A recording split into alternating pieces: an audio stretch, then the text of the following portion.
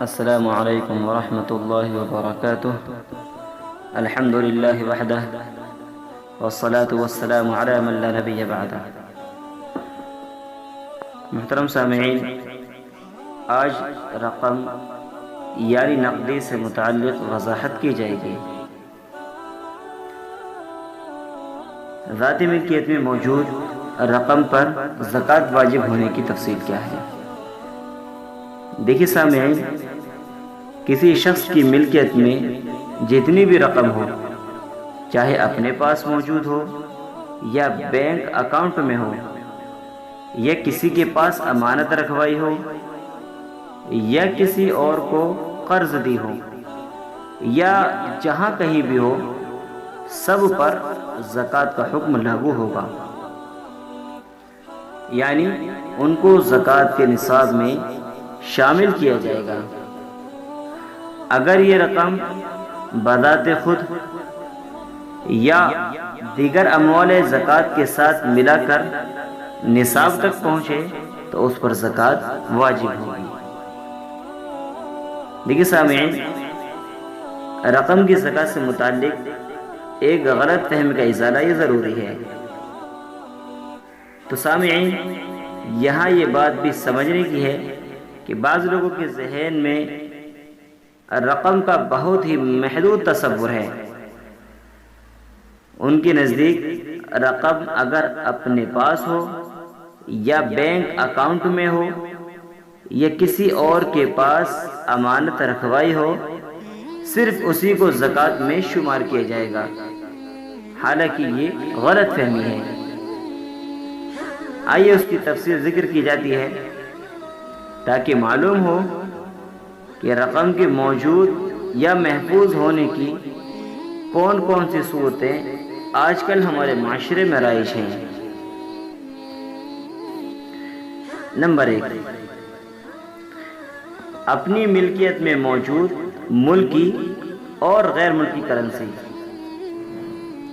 Number 2، حج یا عمرہ کرنے، مکان بنوانے، گاڑی خریدنے یا شادی بیاہ وغیرہ کے لیے جمع کی گئی رقم۔ نمبر 3، کسی کو قرض کے طور پر دی ہوئی رقم جس کے ملنے کی امید ہو، بھلے ہی تاخیر سے کیوں نہ ہو۔ نمبر 4، وہ رقم جو کسی کے ذمہ ادھار ہو اور جس کے ملنے کی امید ہو، بھلے ہی تاخیر سے کیوں نہ ہو۔ نمبر 5، بینک اکاؤنٹ میں جمع کرائی گئی رقم۔ نمبر 6، ایزی پیسہ جیسے اکاؤنٹس میں جمع کرائی گئی رقم۔ نمبر 7، انشورنس یعنی بیمہ پالیسی میں جمع کرائی گئی رقم۔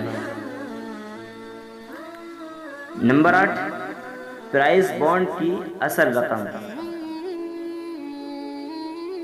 نمبر 9، ذاتی یا مشترکہ کاروبار جیسے شرکت و مضاربت وغیرہ میں لگائی گئی رقم۔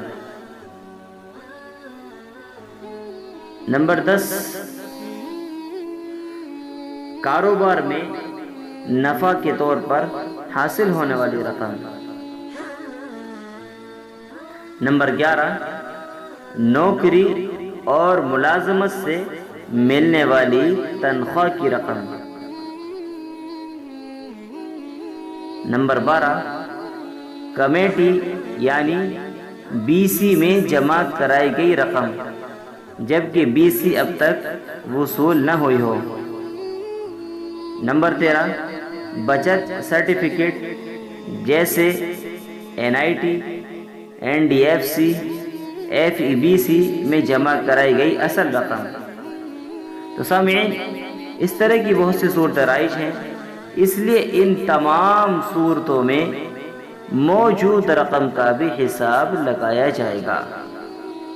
یعنی جو صورتیں بیان کی گئیں تو زکوٰۃ کے نصاب میں ان تمام صورتوں کو بھی شامل کیا جائے گا اور یہ تمام رقوم بھی زکوٰۃ کے نصاب میں شامل کی جائیں گی اور ان پر زکوٰۃ واجب ہوگی۔ فقط والسلام واللہ اعلم بالصواب۔ السلام علیکم ورحمۃ اللہ وبرکاتہ۔